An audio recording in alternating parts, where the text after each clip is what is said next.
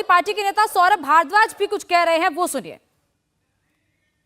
दिल्ली के अंदर एमसीडी में मैंडेट आम आदमी पार्टी को मिला है।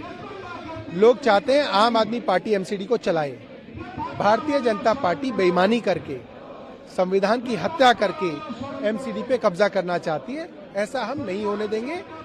जिस तरीके से गैर संवैधानिक तरीके से गुंडागर्दी करके मेयर बनाया गया, प्रिसाइडिंग ऑफिसर बनाया गया, भारतीय जनता पार्टी के कार्यकर्ताओं को एलजी साहब ने एल्डरमैन बना दिया, अब कह रहे हैं कि वो एल्डरमैन वोट भी डालेंगे। ऐसा तो कभी हुआ ही नहीं।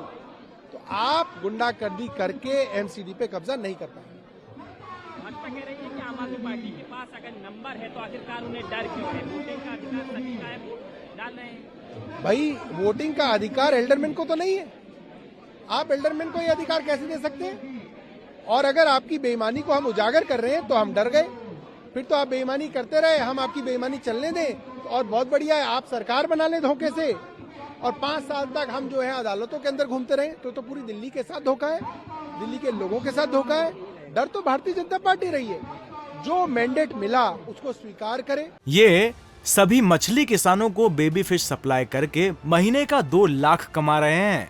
आपको भी करना है ये बिजनेस? तो फ्रीडम ऐप को अभी डाउनलोड करें और उसके हिसाब से सरकार बनने दे।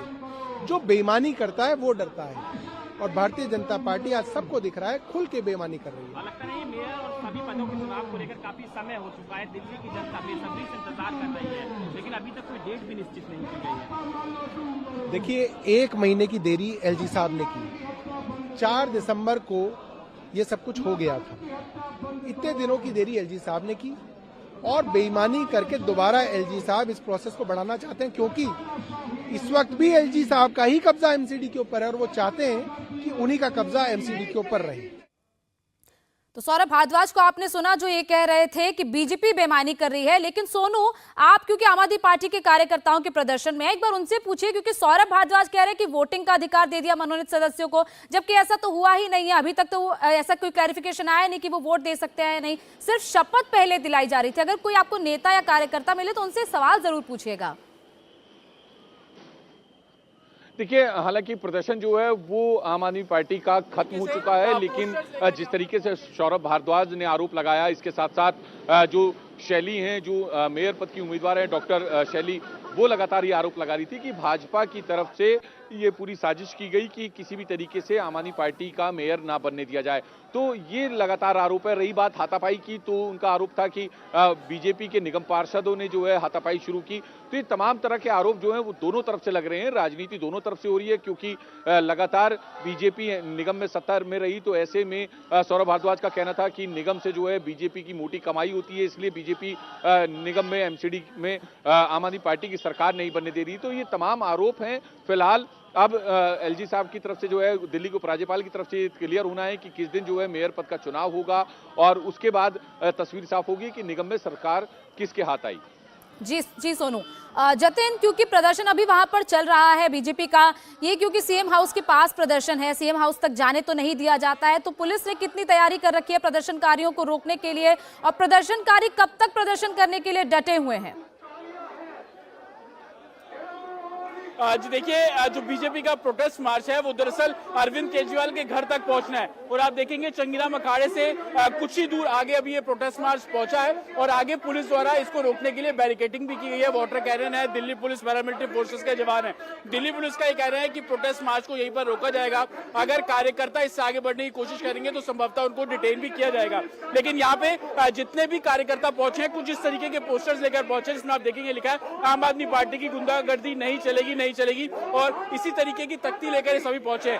आज आप लोग अरविंद केजरीवाल के घर तक प्रोटेस्ट करने की मांग कर रहे हैं और मार्च में निकाल रहे हैं। क्या कुछ मुख्य मांगे, क्योंकि आम आदमी पार्टी भी बीजेपी दफ्तर के बाहर प्रोटेस्ट कर रही है, वो कह रही कि एमसीडी हाउस में जो कुछ हुआ वो बीजेपी पार्षदों द्वारा किया गया। आज निगम पार्षदों के साथ में क्षेत्रीय जनता जो अपने पार्षद को शपथ देते हुए देखना चाहती थी, क्षेत्र के काम करना चाहती थी, जब वो हतोत्साहित हो गई, जब उनके टीवी पर जब उन लोगों ने एक काम देखा, आम आदमी पार्टी के कुकृत्य देखा, तो आज सभी लोग यहाँ पर केजरीवाल साहब के घर की तरफ बढ़ेंगे और उनको जताएंगे कि भारतीय जनता पार्टी का पार्षद, भारतीय जनता पार्टी का कार्यकर्ता, भारतीय जनता पार्टी के वोटर सिंपैथर किसी को छेड़ते नहीं और छोड़ेंगे नहीं, क्योंकि जो बाबा साहब अम्बेडकर ने जो हमें जो संविधान दिया उसका तार तार करने में उनके पार्षद ये सभी मछली किसानों को बेबी फिश सप्लाई करके महीने का 2 लाख कमा रहे हैं।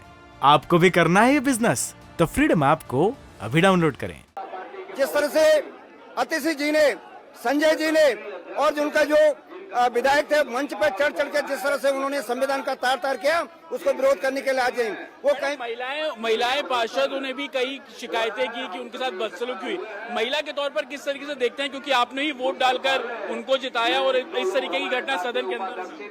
अच्छा, महिलाओं के साथ ये जो बदसलूकी कर रहे हैं, ये एक तरफ तो कहते हैं कि हम महिलाओं की सुरक्षा करते हैं, लेकिन इसका साक्षात उदाहरण हमें एमसीडी के सदन में देखने को मिला कि ये किस तरह उनके बाल खींचकर उन्हें मार रहे हैं। और अतिशी जी की बात मैं कर रही हूँ, एक विधायक है, अतिशी जी की उस सदन में हंसी तो ऐसे दिख रही थी जैसे कोई गुंडागर्दी उनकी चल रही हो।